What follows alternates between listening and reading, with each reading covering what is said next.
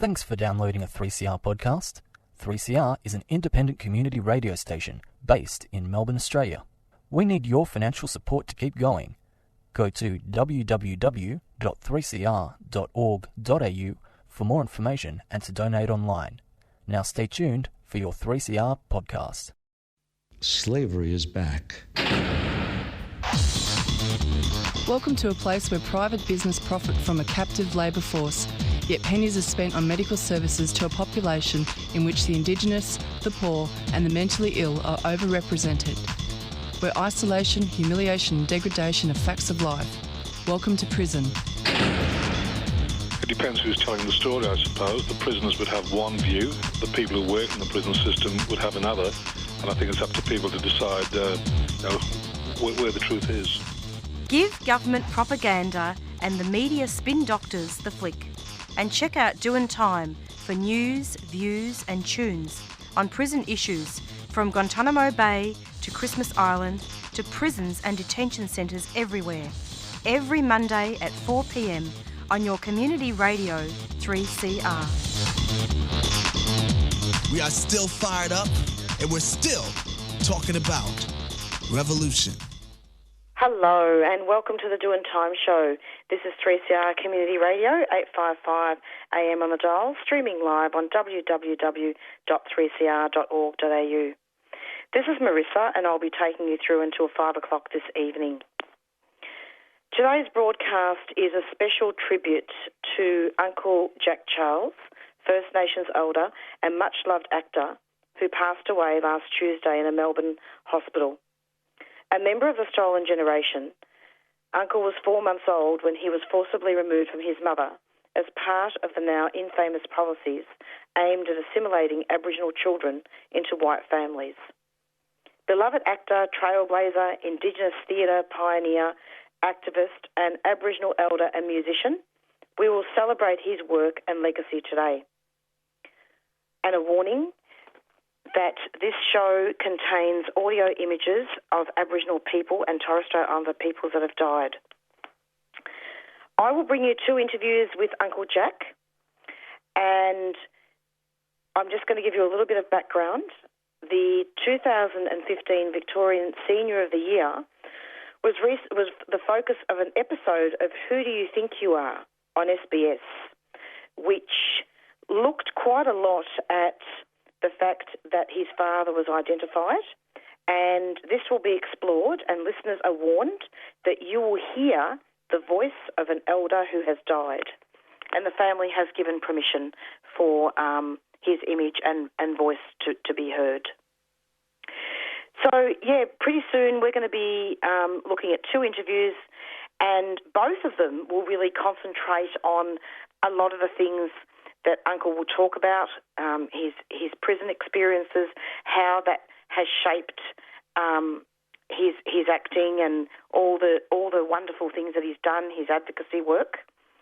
And in particular, it will talk about how Uncle Jack was able to find his family. And then later on, towards the end of the show, we will interview Narita from the Victorian Aboriginal Legal Service, who will say just a few words about Uncle Jack. There's a lot of media about him and a lot of interviews, and I wanted to really take the opportunity today to really do some interviews that I have done on the Doin Time show with Uncle Jack, and the rest I think we should just listen to him talk, and it's his show, really.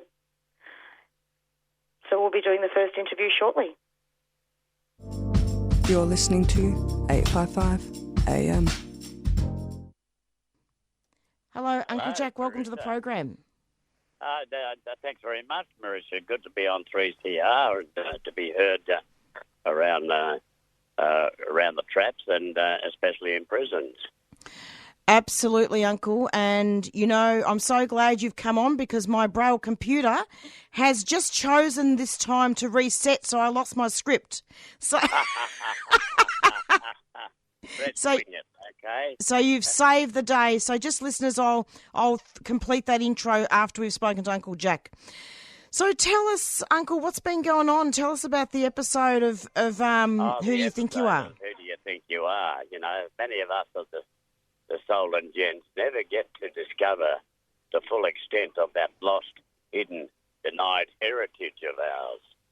And now, through the good grace of SBS and that mob, Who Do You Think You Are, I have a high enough profile to be plucked for them to research through my DNA on my family connections, my family kinship ties, and etc.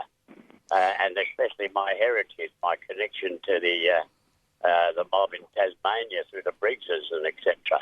Going back 5 generations to my great grandfather Manna Legena, a big warrior down there, leader, and I was a little bit upset on the Tasmanian leg of the journey, but very pleased with what I discovered here in Victoria. They found out who my real father was. He was a Hilton Hamilton Walsh from Cumra, so I'm proud to be able to say now, and many a Briggs person, Tony Briggs and etc., and many people in the community were always telling me I was Yorta on my so I am Yorta on my father's side. I know who he is, and lo and behold, I met, as you see in the doco,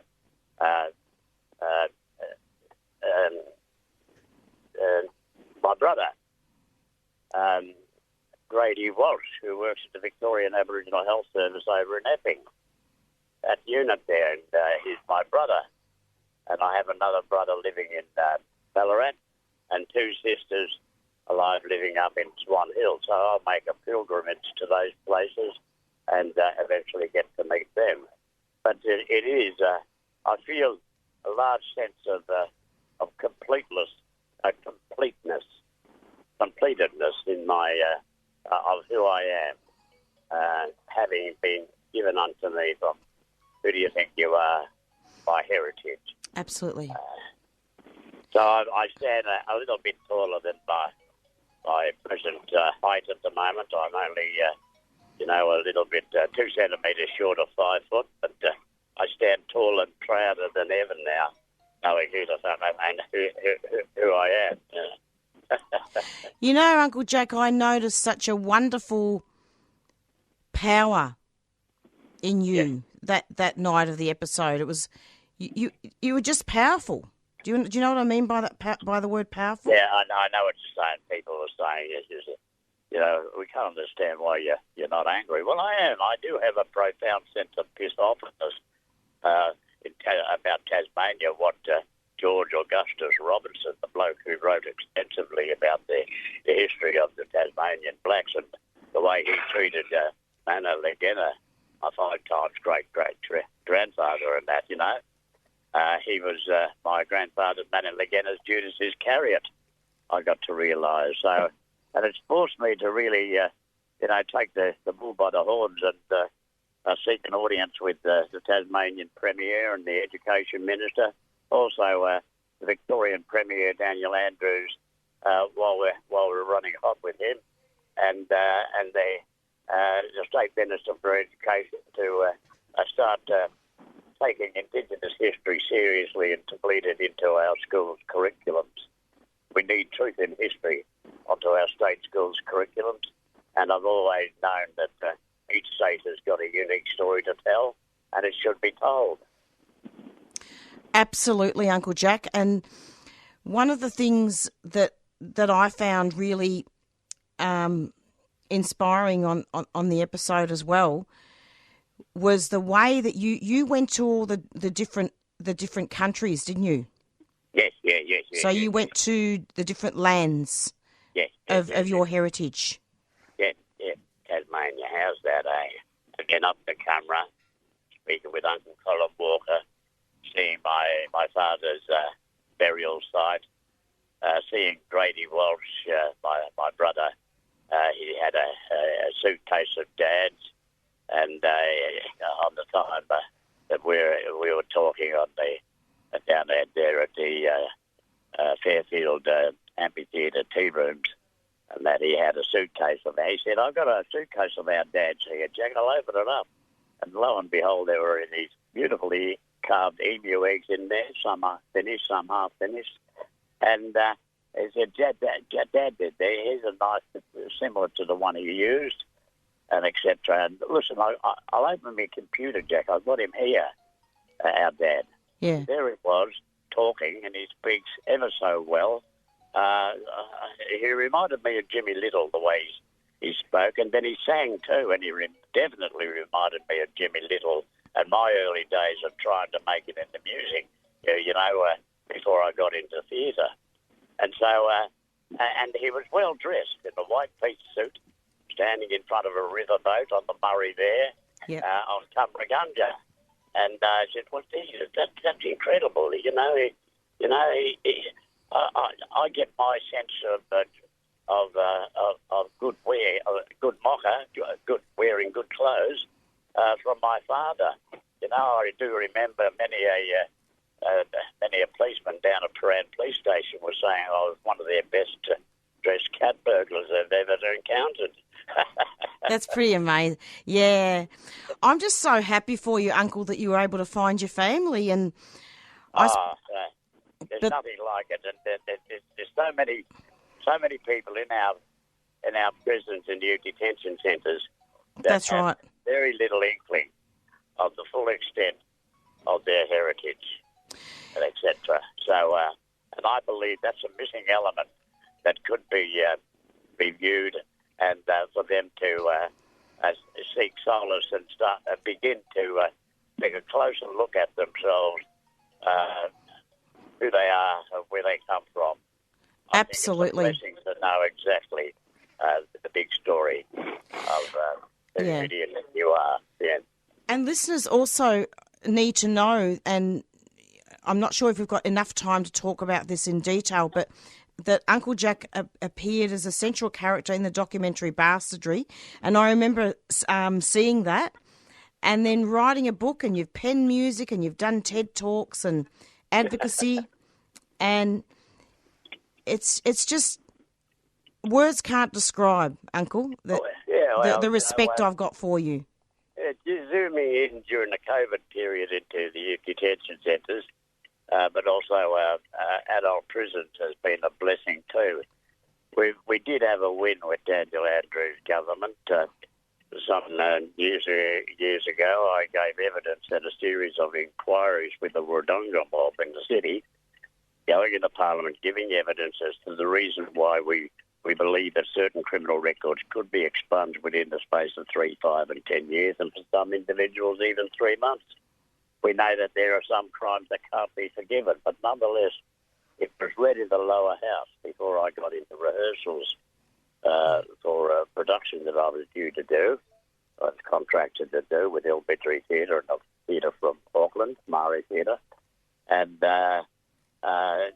just when I was starting to rehearse, I got a message from the Wodonga mob telling me, if it's possible, Jack, can you come back in and expand on it? The opposition were crying a little bit iffy, and we're wondering if Uncle Jack was being a little soft on crime. And I said, no, we're not going soft on crime. The Archie Rose Foundation, whom I work with, and then Special Roving Ambassador and the public spokesperson for, we work on the notion that we need incentives, and this is one of the prime elements of an incentive to get people to seriously think about their future. You too can have your criminal record expunged if only you took yourself seriously, and that you can prove to a court of law to have eventually your criminal record expunged. Is it time? Well, that's right. Is it time for people in the nick to start seriously thinking about who they are and what do they want to do with their lives? Do they want to be dedicated recidivist? And the system, I was saying, relies on people being dedicated recidivist. They're building more jails because people are coming in and out of prisons and etc. So it's the job of an elder in my unique situation to tweak the consciences of others. And that. I'm not such a tall poppy. But, Absolutely. No, you're right. I'm only 2 centimetres short of 5 foot, as I said. But the point of fact is, I have got something to say. I have got, the ability to communicate to people how to get off the methadone. You can take control of it yourself and that, but you have to be serious about it. And there's got to be a point at some time or another where you don't want to, you don't want to regress. You don't want to keep on repeating the muck-ups that you've been existing and going back into prisons and etc. So, Uncle, so that's my job. And it seems to have been working, because there's nothing I like better than when somebody will come up to me and tripping over themselves to tell me that they're off the methadone. That's right. Yep. So that's proof positive that what I'm advocating is that if at any point in time that you feel that you can take charge of controlling your intake and your dosage yourself, have a talk with your doctor and the chemist and determine that you'll come in every second day and wean yourself off slowly. That's a message for people that are listening in prisons, our prison systems. But, of course, that's the way I did it. After I came out in 2005, it took me 2 years to jump off mere 75 mil. 2 years to finish off the doco at the same time. And by 2008, I was shot of even the government-sponsored drug. That's right. And I came good, and I touted myself as a walking, talking, beyond reproach role model. That's exactly right. Uncle Jack, I'm going to have to move on to the next interview really soon. But All right. Just really quickly, though, and I know we're probably not going to have time to talk about it, and it really is the most horrible topic anyway, but this particular thing needs to be placed into school curriculums in regards to what happened in Tasmania with the way that the women were kidnapped and all the seals were killed. I mean, it's awful. Yes, the women actually suffered the most horrific death. The men were just merely killed. The women were actually tortured, tied to trees and etc., and tortured before they were eventually killed. And so this history needs to be taught, and I think Year 10, 12 students in Tasmania are up for learning truth in history. Absolutely. We can't whitewash the history, and we know that certain states have been putting forth a notion that their state's Indigenous history should be told in our schools' curriculum, but I fear it'll be a whitewash. We must have truth in history if we're ever going to have if we're ever going to be truly reconciled. Very much so. Uncle Jack, thanks so much for coming onto the program, and I'd like to have you back very soon. Marisa. Okay. Thanks so much. See you later then. Thanks. Bye-bye. And you just heard an interview with Uncle Jack Charles, and this is a special tribute show celebrating his life. And this interview was conducted on the 12th of July 2021 in the studios of 3CR at the Doin Time show. And pretty soon we're going to bring you another interview continuing the tribute, and that was conducted on the 9th of August 2021.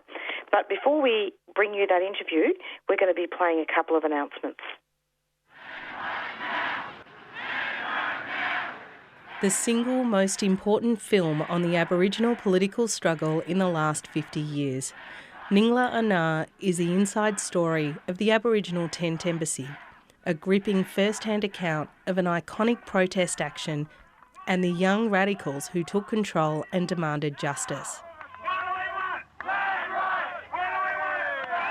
Rediscover this iconic documentary and a momentous period for First Nations activism in this brand new restoration.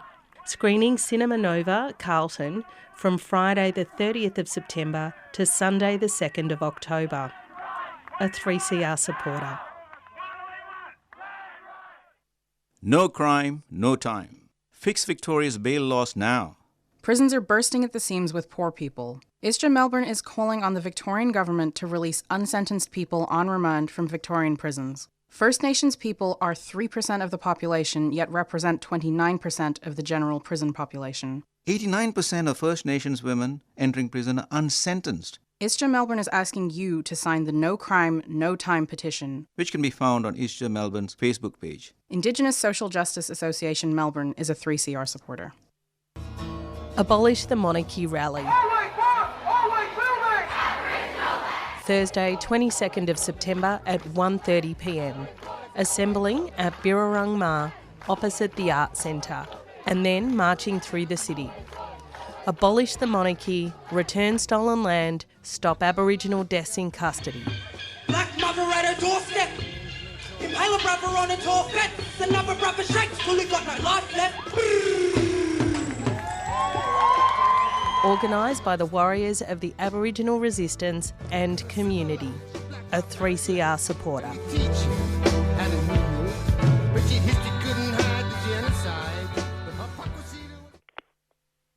And you're back with the Doin Time show, and I'm just going to give a very brief introduction for the second interview, and Uncle Jack will be continuing the discussion in regards to the episode of Who Do You Think You Are, and talking about his experiences in regards to acting and giving advice for people in prison. And here we go. Uncle Jack. Yeah, hello, Uncle. How are you going? Hello, Marissa. Very good to be here, 3CR, with you and Bob. Interesting to hear what Tristan had to say. It is. What did you think of that, Uncle? Yeah, very good, mate. Very good, because experiences led me to always believe that we should make a stronger effort to bleed each state's unique history onto our state schools curriculums. And that, it's about time. We're ready for it. Year 10, 12 students are ready to hear the harsher stories, the truth in history. And what I've just been through with doing that series, Who Do You Think You Are, has led me firmly to believe that I should be a little bit more assertive. Once the COVID virus, or the all clear siren sounds, I will seek an audience with Dan Andrews and the Education Minister here in Victoria. And most likely, now that I know I'm connected through 5 generations back to Tasmania, to the Briggses, my maternal aunts and etc. So I will also reach the Premier of seek an audience with them too, the Premier of Tasmania, and also their Education Minister, to believe that certain certain stories need to be told, and especially the story of Tasmania. The truth in history needs to be told, and we're never going to get anywhere as a people, as Australian people, black and white. We're never going to come together unless we bleed truth in history onto our state schools curriculum. We can't whitewash history, and that needs to be told through our schools and colleges. That's exactly right. Yeah. So I'm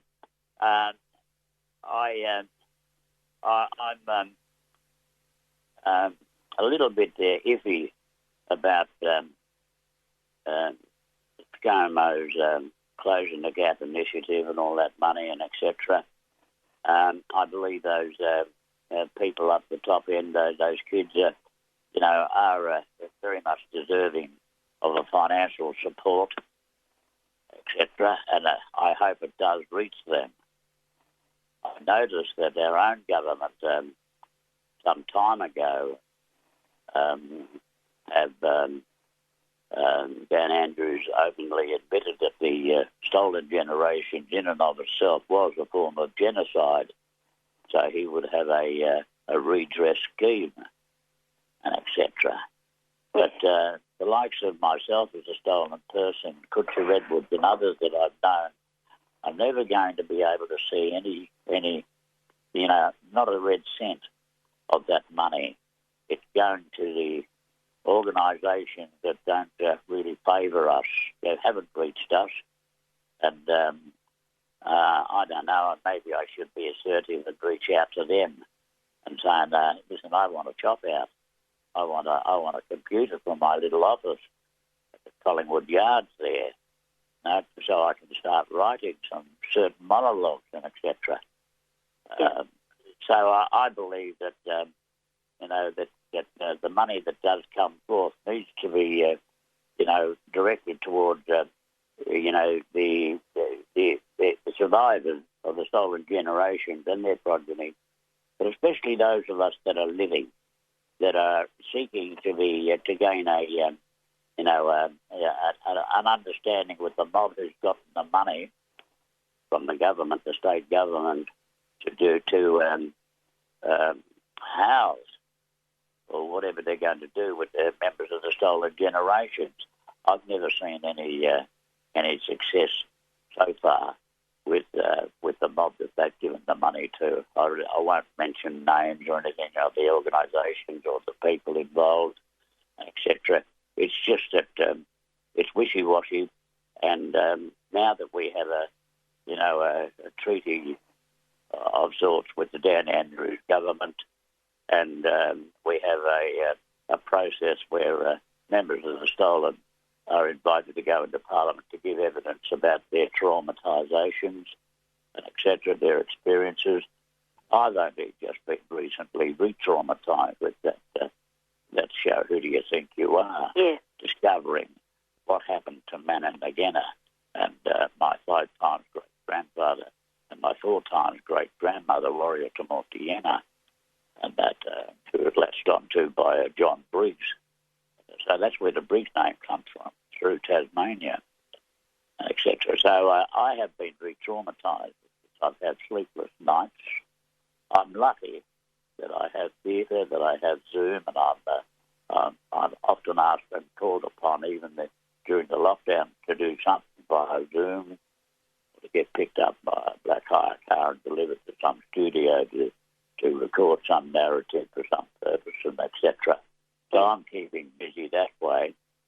And that. So, look, I noticed that even Nakia Louie, who wrote 6 episodes for Black Comedy, which I did throughout the month of May, just after I shot the 2 weeks film shoot with SBS, Who Do You Think You Are? I was called upon to go to Sydney to do a 6 episodes of black comedy, special black comedy episodes.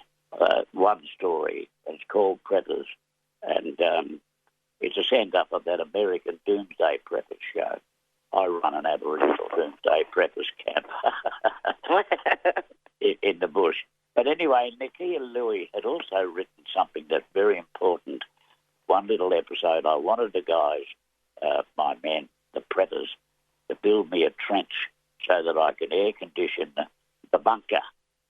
And as they were digging this trench, they dug up a skeleton, and there was a bullet hole in the skull of this skeleton. And so the script was, said that Monty, that's me, does some research, and I come back and tell the assembled preppers what I've discovered about these bones and this head with a bullet hole in it. And he said this was one of the most cruelest men around this area where the preppers camp was. He shot, killed, murdered, hung many a black fella, black woman, etc., and even buried babies for sport and etc. Sorry, who did this? Nakia Louie. Okay, yep. So she wrote a bit of history into this, and I was able to wax lyrical as the head honcho of Doomsday Preppers, Eden 2, up there in Warringah Forest and that. And it was just a hoot to realise that Nakia is right on the ball there. She'll be delivering a piece of history in New South Wales on the north side, etc. So, wow. The Yes, I'm firmly convinced that, we are, as I said earlier, we're never going to get anywhere until we bleed truth and history onto our state schools. So, Uncle, all of these things that you've said are really relevant, and I mean, you're a living example of all this. You're stolen generation. You've been to prison, and you've rebuilt your life. You're an actor. You've done films, and I'm just really, really glad. And you're a writer. So, tell us more about ScoMo's report. I mean, what do you think? Because he mentioned a lot about, prevention of suicide, the targets of youth prisoners. Develop programs. Being out of prison. People out of jail, young adults, especially young, though. But he's not doing anything. There's no... What programs have been put in there? It's not happening. We do rely on the odd organisations that do have some, some inroads in this, but it's all too short and all too small, and it doesn't reach the levels that the level of the big mobs of people that are entering into there. It's 100% Aboriginal in the detention centres. Apparently, there are no white kids committing crimes in Northern Territory. I find that strange, and that but. The paranoia allows me to believe that, they need these kids to be, even in our own centres down here, and that, they need these kids to learn to become dedicated recidivist prisoners. The system can't exist unless our people became dedicated recidivists, kept on returning, and that.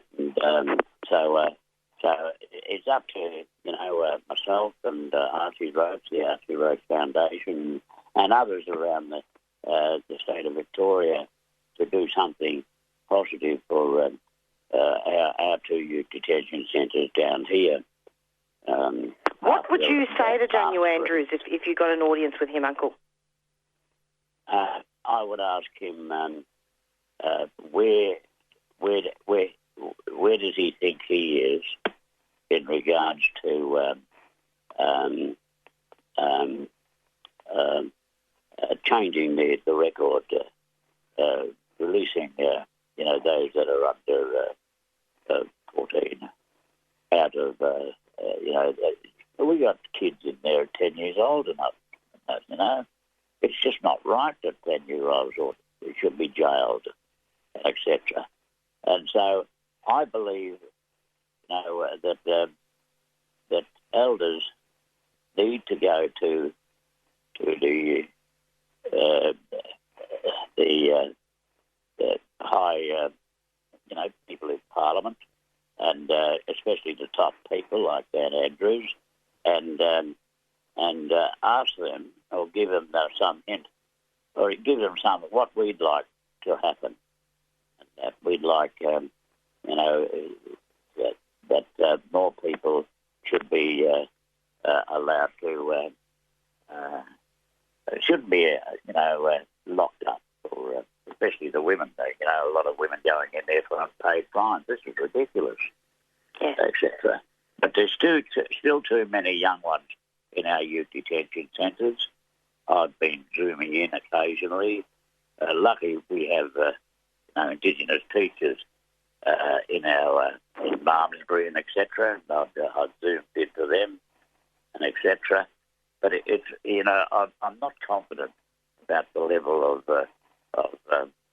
of support that is for those people that are in our youth detention centres right at this time, and that I'm very disappointed with the way things have panned out. So when time comes and I can get in there and have his audience with him, something might happen. And that, we've already had a win. We've already had a win with Dan Andrews' government in regards to he's got a spent conviction scheme. We're the only state that has a spent conviction scheme underway now. I remember going into Parliament 2 years ago, giving evidence with the Wurundjeri people, a couple of elders from mid-Victoria and around who gave evidence as to the reason why we believed that certain criminal records could be expunged within the space of 3, 5 and 10 years, and for some even individuals 3 months. We knew that Daniel Andrews was up for this because Uncle Larry Walsh with Ron Merkel, QC, had earlier convinced Daniel Andrews to squash, to expunge our baby criminal records, our childhood criminal records, because as members of the stolen generations, we developed a criminal record from the moment we were stolen. Yes. My first criminal record was at 4 months. Howard Edwards' criminal record, I'd seen his record. And he said it reads that Howard Edwards' childhood, 7 months.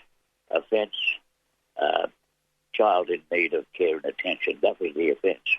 Well, Daniel Andrews expunged those without going through Parliament or anything. He just outright thought it was wrong. All of them? Yeah, all of them. Just in Victoria? Yeah, just in Victoria. We're the only state that's moving on this, you know. So we knew that Daniel Andrews was up for this.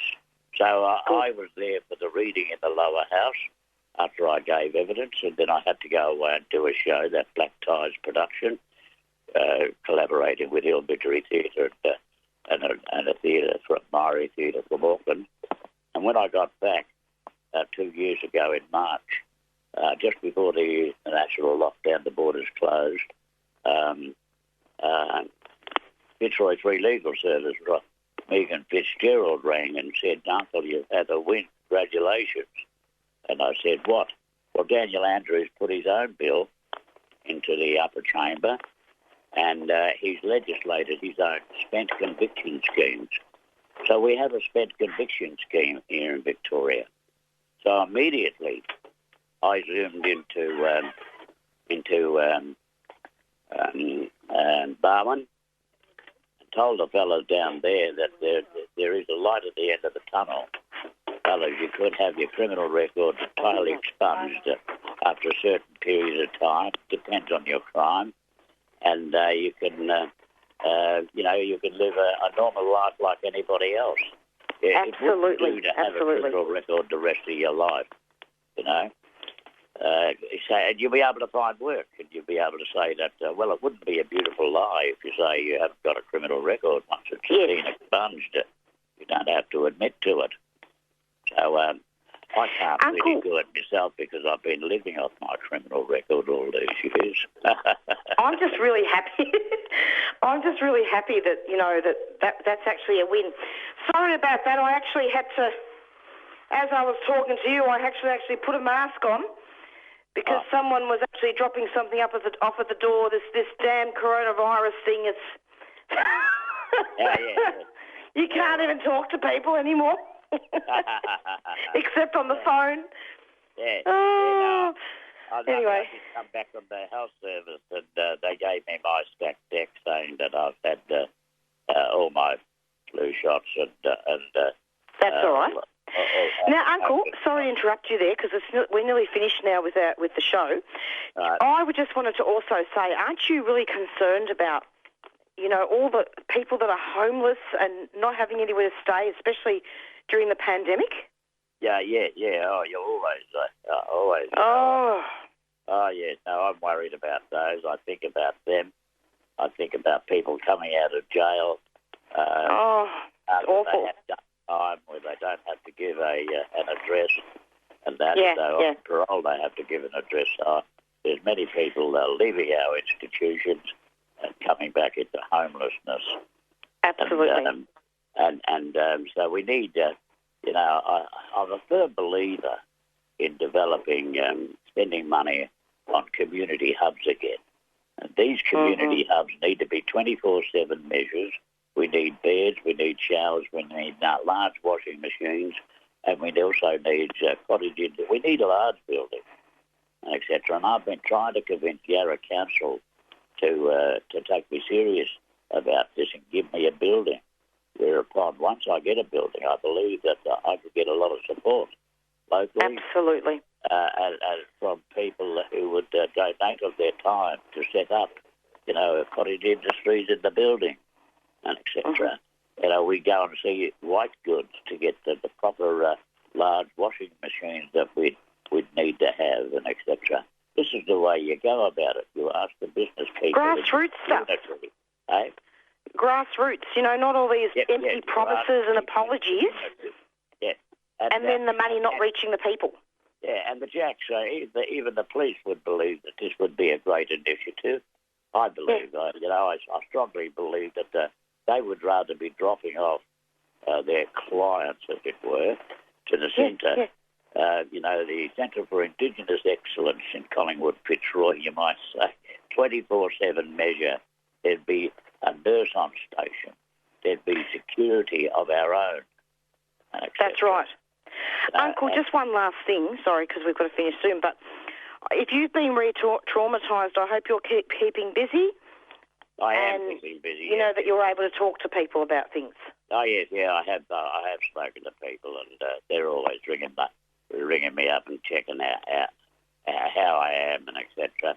Well, you come onto this show. That's a way of addressing it. Yeah. Well, that's a way of addressing it. But yes, Emma, the last person that gave me the information about Mana Legena and Warrior Tamortiana, my great 4 times great-grandmother, my 5 times great-grandfather down there in Tasmania.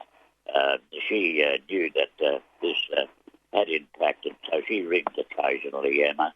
She works in Swinburne here in Glenferrie, so I'll be able to talk to her once the schools are open or the Swinburne College is open up there, and then I'll ride my auxiliary-powered bike up there and check in with her. Great. She's a wonderful lady. Sorry, I've got to finish now because pretty soon the next show is going to come in, but thank you so much for your, just your wisdom and everything. Yeah, and I hope all you mob out there seriously consider the fact that there is a redress scheme happening in Victoria. You need to really consider where you are with your life, and that, is it time for you to be serious about leaving this last jail sentence, call it the last jail sentence, and look forward. But you do need support, and that's why I say we need community hubs, community buildings like the original Indathana workshop, Indabaya workshop that Jan Chesser ran during the 70s and etc. So that's right. That's a long way off.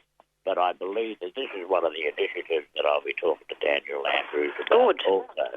Yeah. For people that are leaving prison, and that's got to be the last jail sentence. Yes. Is it possible? Because the last one, 2005, for me was my last one. I had considered it before leaving that prison, before leaving the Loddon Port Phillip prison to come back out to freedom. I had already undertaken the Murray Marley program, and the penny dropped. That's right. And look where you are now. Look where you are now with everything. Keep up all your writing and your music and your acting, Uncle. Yep, no problems. Okay, Marisa, thanks very much for hearing us out. Okay. Take care and come back again. Yes, and hello to the aunties out there too. Hello to all the aunties. That's strong mob, that mob. Yes. All right, Uncle. Thanks so much. All right, you too. Take care. Bye. Bye-bye. And that was an interview conducted on the 9th of August 2021.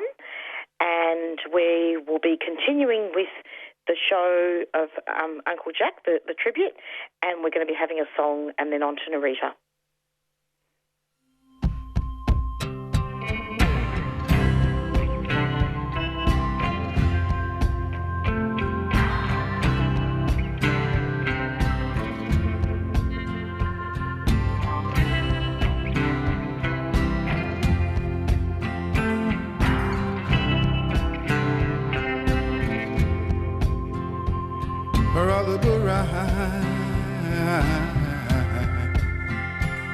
And all the Jaja, all the police, our children.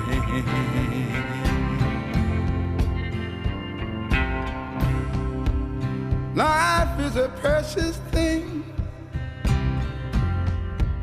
to each and every one of us. Oh, it can bring laughter and happiness, hard times and sad times will come along too. But the good times are worth it if we can just see the hard times through. And life is worth living if we just make it worthwhile. Whoa, whoa, yeah.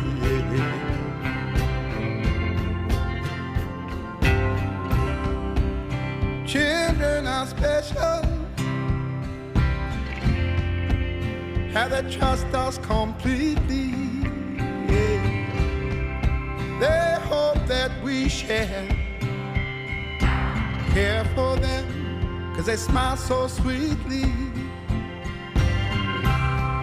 We got to pick them up and never do them any wrong. No, no. We got to pick our children up and teach them to be strong. And life is worth living if we just make it worthwhile. Whoa, whoa, whoa, yeah.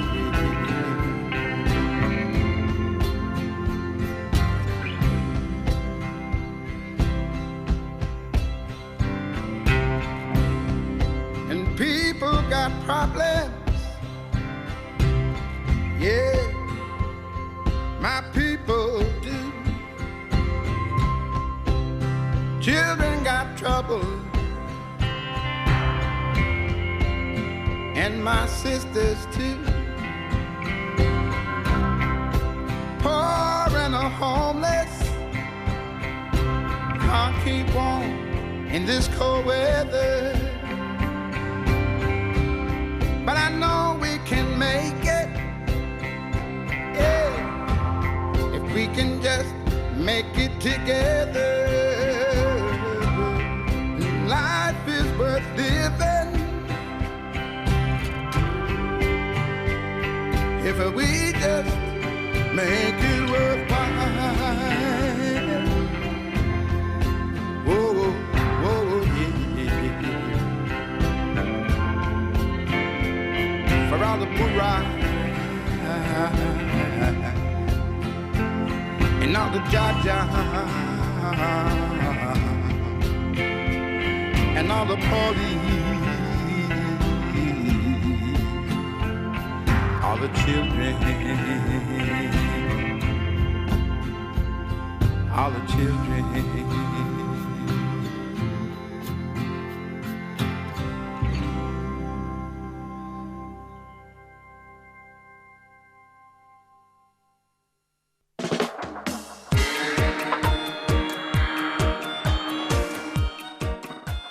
Black Spark is an independent, volunteer-run bookshop, gallery, music and community space in Northcote, Naarm, dedicated to creativity, learning and liberation.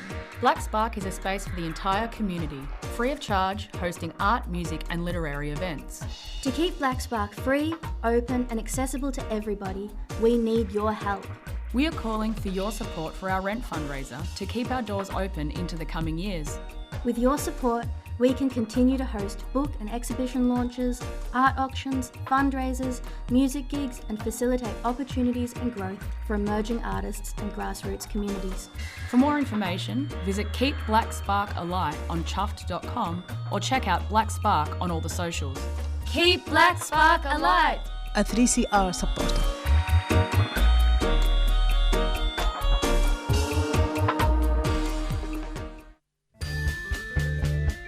3CR is about community, and we welcome your participation at the station. 3CR is open to a wide diversity of volunteers and is a great way to connect with Melbourne's activist community. Have you ever thought about volunteering, doing a reception shift, getting a program on air? Training in radio skills or contributing to one of the station's committees. There are many ways to be involved at 3CR. To find out more, go to 3cr.org.au and get in touch.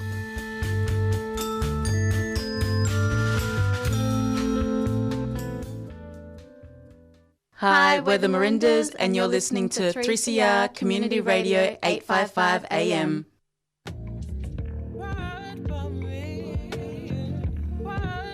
PX Whānau is a Pacifica LGBTIQ+ podcast providing a platform for Pacifica communities to unpack and discuss the narratives and the effects of the COVID-19 pandemic.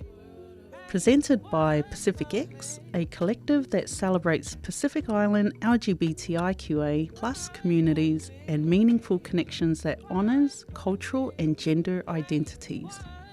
You can catch the podcast series on your favourite podcast platform. Supported by 3CR and funded by the Victorian Government Multicultural Communications Outreach Program. For more information and to hear our podcast episodes, go to 3cr.org.au/PX Whānau, spelt PXWHANAU.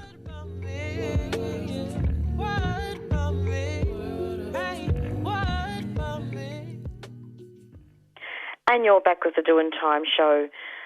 We were actually going to be interviewing Narita just for 5 minutes or so from the Victorian Aboriginal Legal Service, but she is unavailable. Narita's a proud Yorta Yorta woman and she is the CEO of the Victorian Aboriginal Legal Service, and we've interviewed her quite a few times on this show, and she was just going to say a few words about Uncle Jack, but she's not available, so we'll speak to her next time. It's approximately 4:51, and you just heard two interviews in regards to the very special tribute for Uncle Jack, who has passed away. And yeah, this show really has had a little bit of a different format to a lot of other media that I've seen and heard. And there's been some beautiful tribute shows on the ABC, Radio National, ABC TV, and quite a few other media sources as well, doing some fantastic interviews.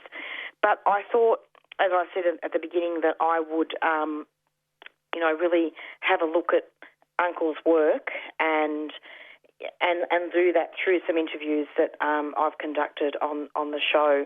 But just a few concluding comments as well before we finish. It's approximately 4:52, and this is the Doin Time show, 3CR Community Radio. So, yeah, I actually came across a beautiful article, and it's in the Archer magazine, and I think this was some years ago now, and it really resonated with me, and I won't have time to read out the whole article, but it talks a lot about, some of the key points of Uncle's work, and it's by Elizabeth Flux, and she did a really good interview with Uncle, and this article really talks a lot about a 2015 episode of Q&A, where Uncle Jack took the opportunity to point out to Australian viewers the ways in which the country is uniquely and peculiarly racist towards its First Nations peoples. And the article says, and it's true, that it's something that he has experienced and seen a lot firsthand, and his words resonated strongly. And I remember that Q&A episode, actually. And, the article also points out that Uncle's a very compelling storyteller of his own life, and talks about that in 2008, the candid, unflinching documentary Bastardry was released. And I saw that film as well, and it was really powerful, detailing Uncle Jack's many impressive accomplishments, his glittering at the time stop-start acting career, his struggles with identity, and his history of drug addiction and repeated incarceration. And he's gotten himself off heroin and then off methadone, and he was talking a little bit about that in the last interview that I put on the show. And then, he went on to perform his one-man show, Jack Charles versus the Crown, and that showed all over the world. In 2016, he was named Victorian Senior Australian of the Year. And I think that as a member of the Stolen generation, Uncle Jack was very open. Like, he talked a lot about his early time in state care in the various homes that he was in, and he actually also gave evidence. He was one of the many elders that gave evidence about this, and a number of reports were written. He talked in particular about the Box Hill Boys Home, and he says, and I quote this from the article in the Archer magazine, that in the delivery I had to tell them what had happened to me because my bed was the first sometimes that the officer would come to of an evening, and the upshot was that I was given $100,000 for that, and I shared it with many people along this street here in Collingwood and down the flats, and I gave a lot to my nephew and my niece. So he was extremely generous and committed. So, I really wanted to take this opportunity on the Doin Time show to give a few concluding comments about Uncle Jack and some of the horrific sexual abuse and physical abuse. And despite that, he still triumphed. And please try and read his book too, Jack Charles, A Born-Again Blackfella. And I believe it's also at Readings Bookshop as well. It's on audio as well, as in print. And lastly, I have to say that I'm incredibly privileged to have met Uncle, and I also feel really, really sad about his death. And I feel that today was really a celebration of his life. It's approximately 4:56, and we're nearing the end of our show. I want to say goodbye for now and stay tuned every Monday from 4 to 5 for the Doin Time show. And remembering that First Nations people do die a lot younger, although Uncle was 79 years of age and he had a very long life. And thanks so much for listening. I hope you enjoyed this show. And see you next week. Stay strong and take care of each other. Bye. You've been listening to a 3CR podcast produced in the studios of independent community radio station 3CR in Melbourne, Australia. For more information, go to allthews.3cr.org.au.